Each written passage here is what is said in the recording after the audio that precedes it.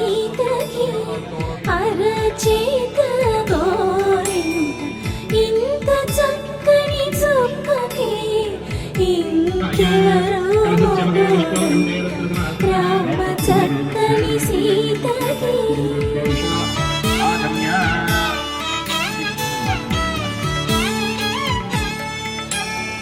పుడతవి పుడవేలు